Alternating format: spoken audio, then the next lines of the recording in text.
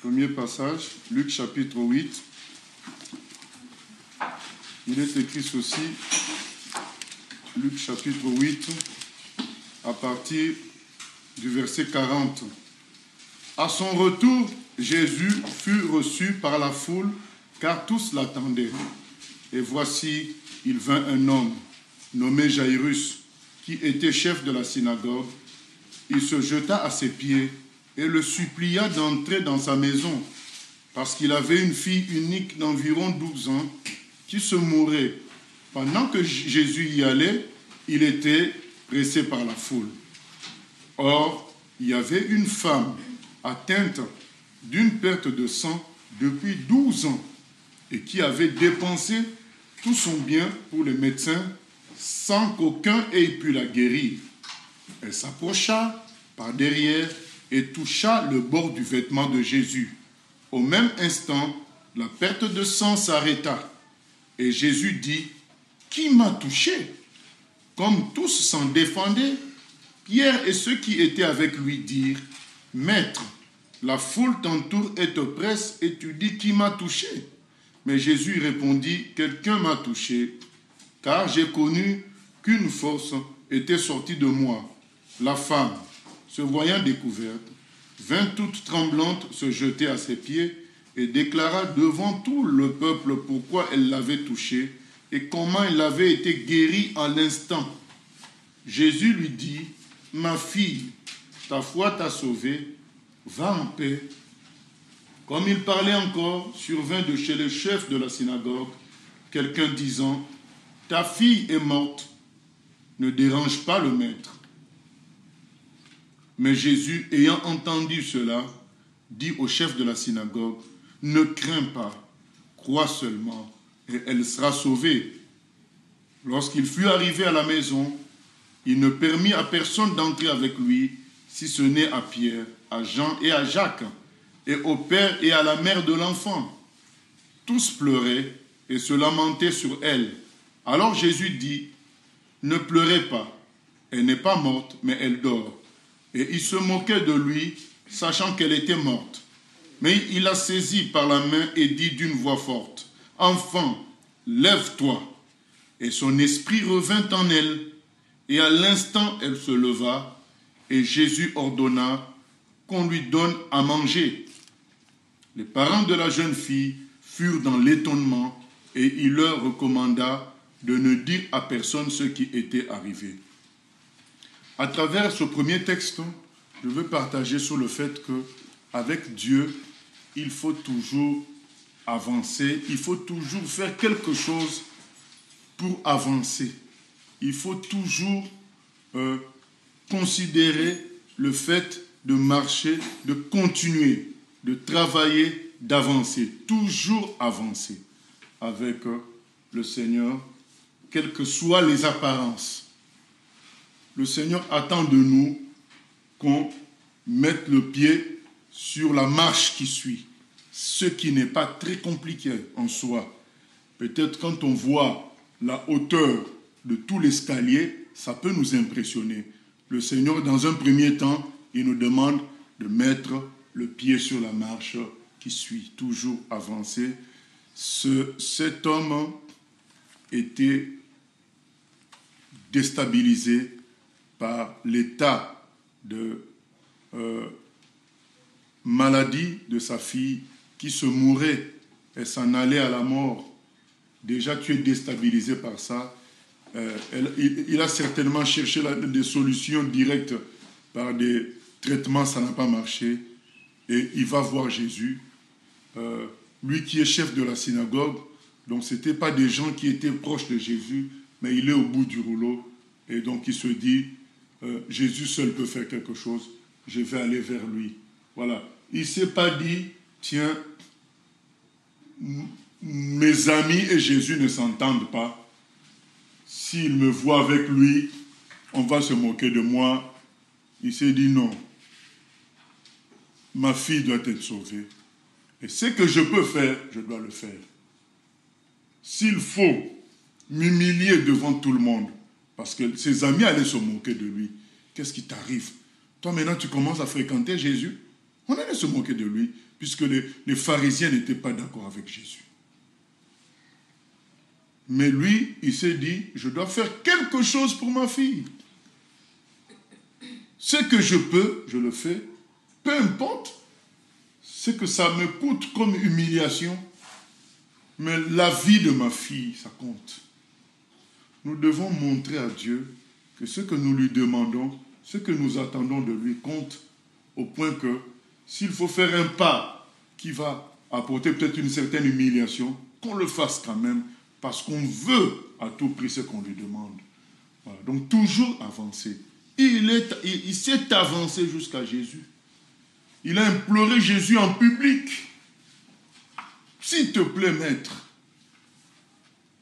Lui que d'autres appelaient maître, lui aussi il appelle Jésus maître. Viens voir ma fille. Jésus dit, j'arrive alors. On y va.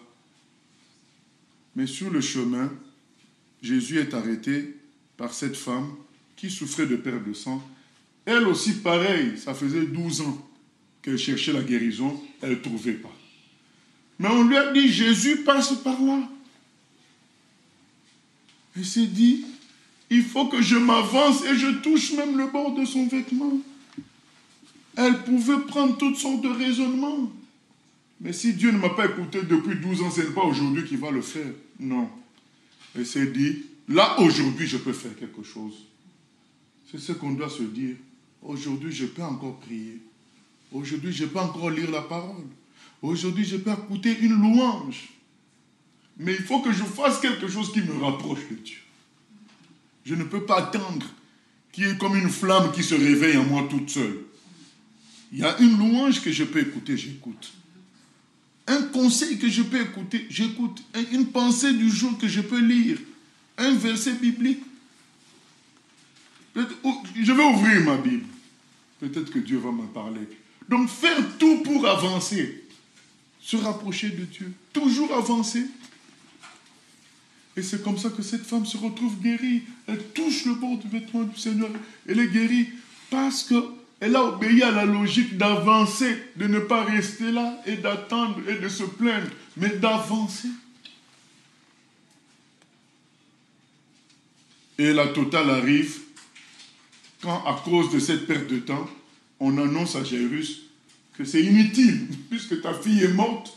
Ça ne sert à rien d'aller chercher la guérison puisqu'elle est morte. Jésus, ayant observé tout ça, il dit à Jairus, ce n'est pas ça qui compte. Ce qui compte, c'est moi. Crois en moi. Bien-aimé, ce n'est pas tout ce que notre raisonnement pense qui compte. Ce n'est pas tout ce que les gens disent. Ce n'est pas ça qui compte. Ce qui compte, c'est ce que Dieu dit dans sa parole. Et qu'est-ce que toi, tu fais de cette parole? Est-ce que tu y crois ou pas? Voilà, c'est ça qui compte. Jésus lui dit, ne crains pas, crois en moi, crois seulement. C'est ce que ta foi pense de moi, c'est ça qui compte. Ce n'est pas ce qu'on vient de t'annoncer. Jairus a repris courage. Il a fait la marche avec Jésus. On y va. Il a avancé. Ce qu'il pouvait faire, il l'a fait. Voilà. C'est ça qu'il faut se dire. Ce que Dieu nous demande à l'instant, c'est souvent pas compliqué. Mais qu'est-ce qui bloque?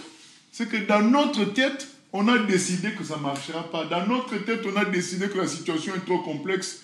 La situation a trop duré. Et du coup, au lieu de faire le petit pas que Dieu te demande, donc Jairus n'avait qu'à accompagner Jésus et voir. Et il l'a fait. Beaucoup se seraient vraiment arrêtés là pour dire, bon, on vient de m'annoncer qu'il est mort, donc c'est plus la peine, maître, on arrête tout ça. Lui, il a écouté Jésus qui lui dit, avance, avançons. Et Jésus nous le dira toujours la même chose. Avançons. Peu importe tout ce que les médecins ont dit sur toi, sur quoi que ce soit, tout ce que les gens ont dit à l'école sur toi, toi, quand tu as reçu quelque chose de Dieu, avance avec ça. Fais le minimum. Quand tu sais ce que Dieu dit dans sa parole, souviens-toi de ça tout le temps pour te dire, mais c'est Dieu qui a dit que par les meurtrissures de Jésus, nous sommes guéris. Moi, je veux continuer à prier pour ma guérison. Le Seigneur a dit, l'Éternel est mon berger, je ne manquerai de rien. Je veux continuer à prier pour que le Seigneur nous donne la nourriture. Il y a des bien-aimés qui nous ont envoyé leur témoignage et ils ont expliqué qu'ils étaient dans vraiment une situation matérielle difficile. Mais le frère s'est dit, mais Dieu a dit dans sa parole que nous ne manquerons de rien. Il a promis des choses pour ses enfants. Il s'est enfermé dans la maison. Il a commencé à prier. Il a dit, non, Seigneur, tu l'as dit. Bien-aimé, on leur a apporté des choses. Ce qu'il pouvait faire, ce frère, à ce moment-là, c'était prier. Et il l'a fait. Il a avancé. Il n'est pas resté là à regarder les choses et les subir. Mais il a fait ce qu'il pouvait. Toujours avancer, toujours avancer. C'est comme ça que cette fille se retrouve guérie et ressuscitée carrément. Jésus la ramène à la vie. Parce que Jairus a cru. Il a avancé. Et nous lisons dans 1 Samuel 17, l'épisode David contre Goliath. Il est écrit à partir du verset 12.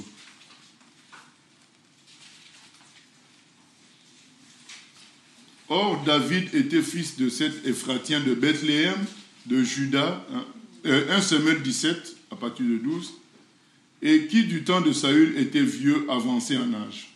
Les 3 fils aînés d'Isaïe avaient suivi Saül à la guerre. Le premier-né de ces 3 fils qui étaient partis pour la guerre s'appelait Eliab, le second Abinadab et le troisième Shama. David était le plus jeune. Et lorsque les 3 aînés eurent suivi Saül, David s'en alla de chez Saül et revint à Bethléem pour faire paître les brebis de son père.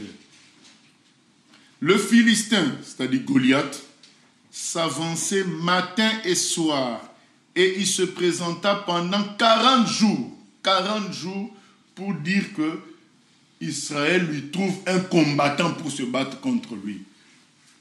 Pendant 40 jours, donc, Israël n'a pas pu désigner quelqu'un pour se battre contre Goliath.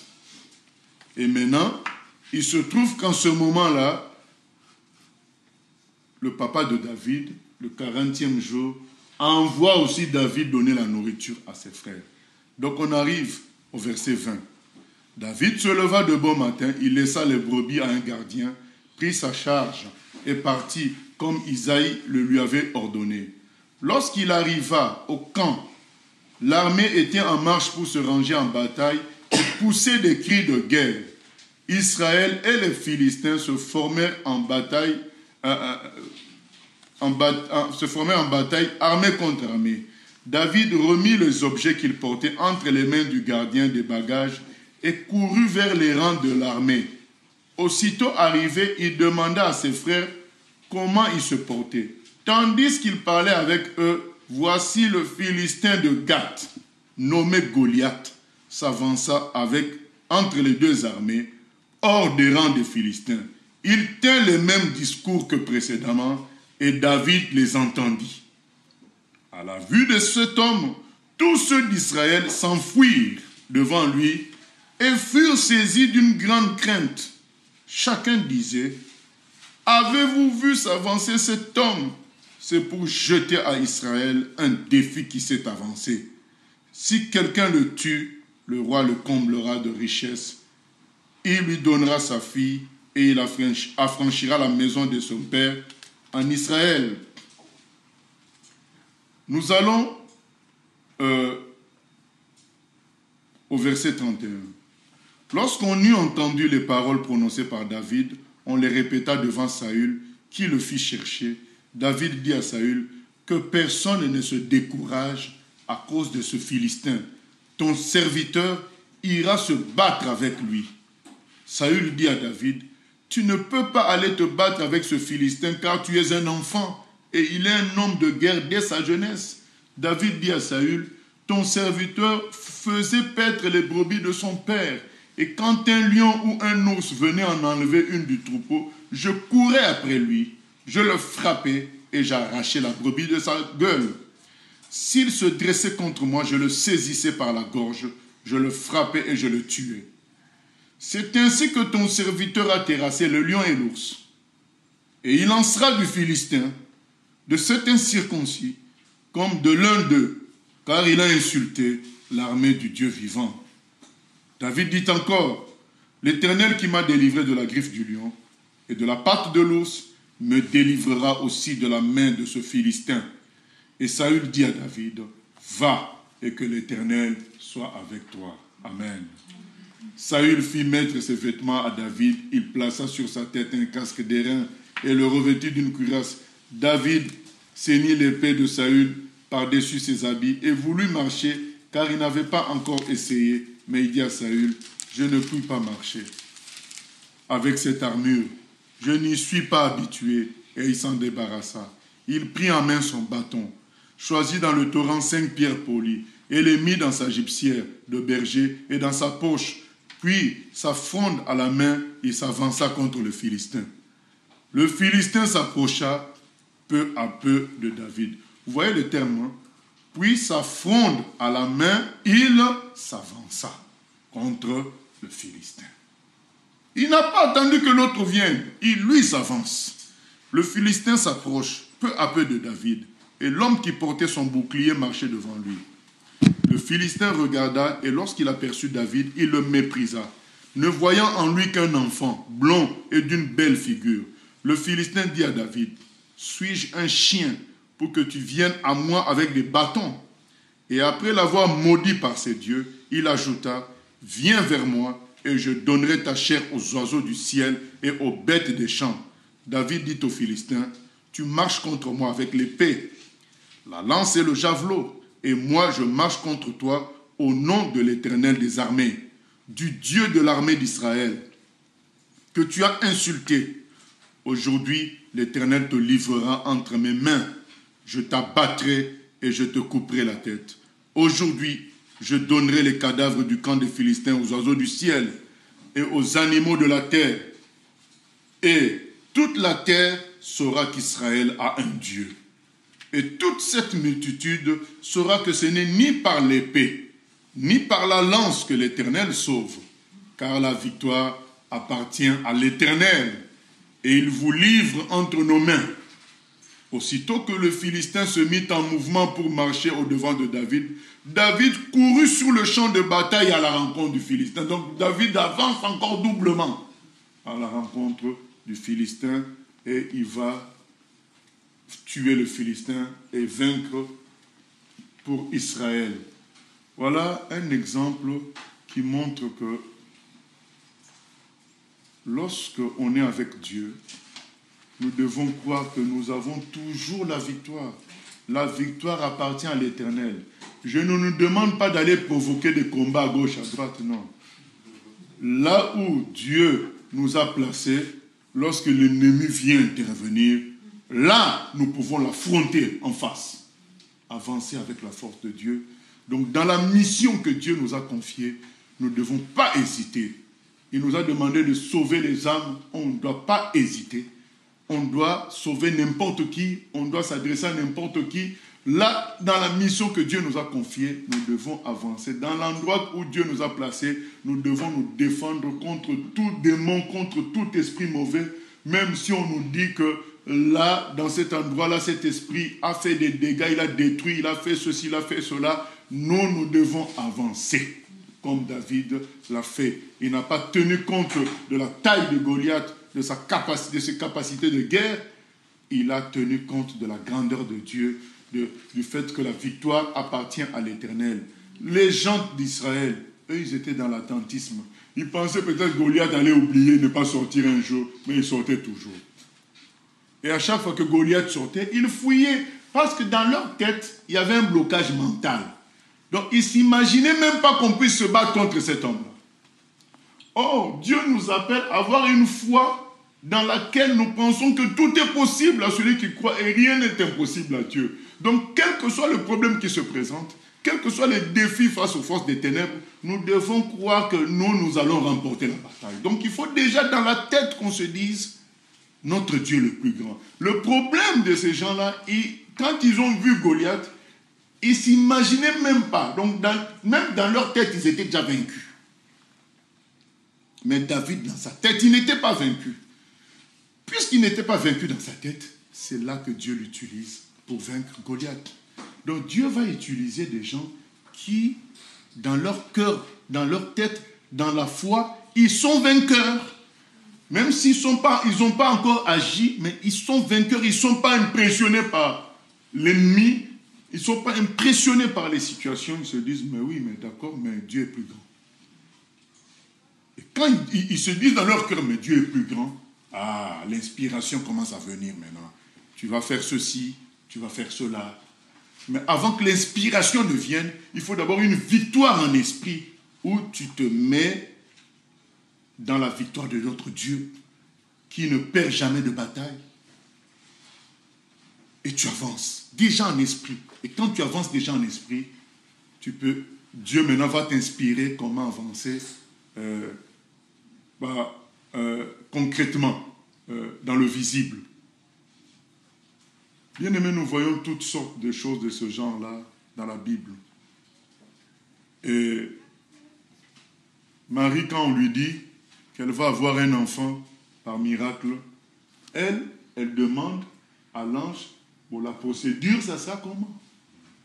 Donc elle avance dans le projet. Mais Zacharie, quand on lui dit, tu vas avoir un enfant à ton âge, lui ne demande pas la procédure, lui conteste, dit que c'est impossible. C'est pourquoi on a dit, tu seras muet. Et on te demande quelque chose, commence d'abord par accepter même que ça soit possible. C'est ça, avancer. Donc tu acceptes ce que dit la Bible. C'est ça, avancer. La situation paraît énorme, mais toi tu dis, mais Dieu a dit ceci. Dieu a dit cela. C'est ça, avancer. Considérer que ce qui est écrit est vrai et que ce qui est écrit est au-dessus de ce que je vois. L'invisible est au-dessus du visible. Commencez par là. Et quand tu commences par là, l'inspiration vient pour marcher concrètement vers la chose. C'est important, bien-aimé. Toujours avancer. Commencez en esprit. Dans la foi en la parole de Dieu. Dans la foi en Dieu qui donne le projet. Quand tu remportes déjà la victoire en esprit, quand tu marches en esprit, le reste vient. Bien-aimé, ce que Dieu a donné aux apôtres. Vous savez, les apôtres, ce n'étaient pas des grands intellectuels. Ce n'étaient pas des gens riches. C'était des ex-pêcheurs de poissons. Il leur dit, allez faire de toutes les nations des disciples. Voilà l'ordre que Jésus leur donne. Vous commencez à Jérusalem, Judée, Samarie, jusqu'aux extrémités de la terre. Mais si tu es dans la logique de raisonnement humain, de réflexion, tu ne vas jamais bouger. Et ils ont respecté. Attendez à Jérusalem, la puissance viendra et vous partez. Et dès que la puissance est tombée, ils ont prêché et ils ont commencé le travail. Ils n'ont pas regardé à leur niveau intellectuel, à leur capacité financière, matérielle, non. À leurs amis, non. Ils ont regardé au Seigneur. Et quand ils pouvaient traîner par distraction, le Seigneur a permis encore la persécution. Ils sont partis encore plus loin encore. L'instruction que Dieu nous donne est celle-là, bien-aimés. Allez faire de toutes les nations des disciples. Ça demande qu'on ait cet esprit-là de toujours avancer. Faire ce que je peux, mais je n'oublie jamais la vision. La vision est possible. Si Dieu nous l'a dit, c'est possible. Dans notre groupe, que chacun fasse ce qu'il peut, mais on doit avancer. On doit sauver les âmes. On doit parler de Dieu à tout le monde. Et bien aimé, nous avons un terrain qui n'est pas compliqué. Il y a la prière. Vous n'allez pas dire que quelqu'un vous a empêché de prier. Dans la chambre où vous voulez, personne ne vous a empêché de récupérer la Bible, de dire, mais oui, mais Dieu a dit qu'on sauve toute l'humanité. Seigneur, je prie que tu ouvres des portes dans ma famille, tu ouvres des portes dans mon école pour que des gens soient sauvés, pour que j'en parle. Personne ne t'empêche de faire ce premier pas en esprit. C'est la prière de foi. Il est écrit, Jacques dit, Élie était un homme comme nous, mais il a prié, il a fermé le ciel pendant 3 ans. Et puis il a ouvert le ciel, la pluie est tombée. Mais il dit, il était un homme comme nous, mais il a cru en Dieu. Et il a fait le pas de prier. Parce que notre arme principale, c'est la prière. Et ça, tout le monde peut faire.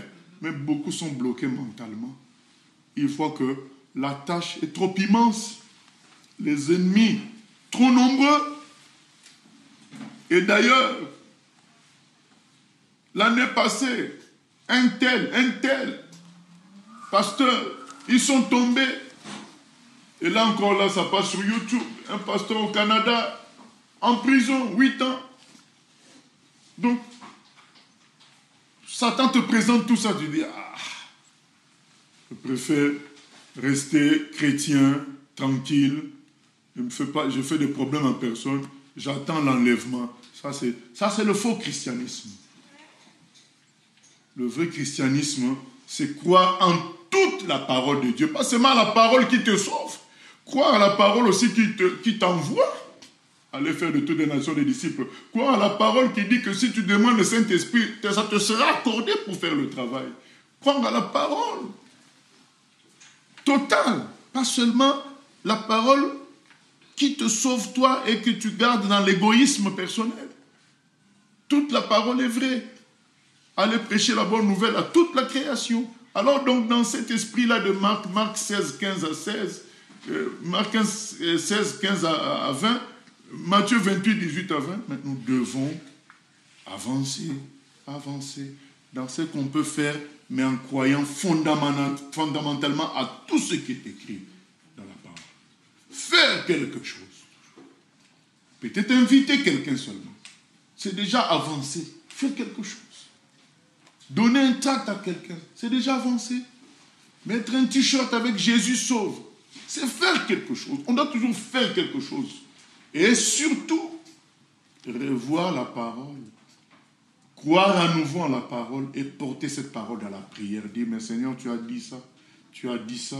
Nous voulons vivre cela. Toujours avancer. Et ne jamais se laisser impressionner. J'ai vu, il y a des chrétiens qui sont déstabilisés par tout ce qui se passe. Le contrôle mondial, les QR codes, les Afghans, les talibans qui prennent l'Afghanistan tranquillement. Et beaucoup sont comme paralysés, quoi. Ils espèrent que Jésus va revenir demain pour les libérer. Non, bien aimé.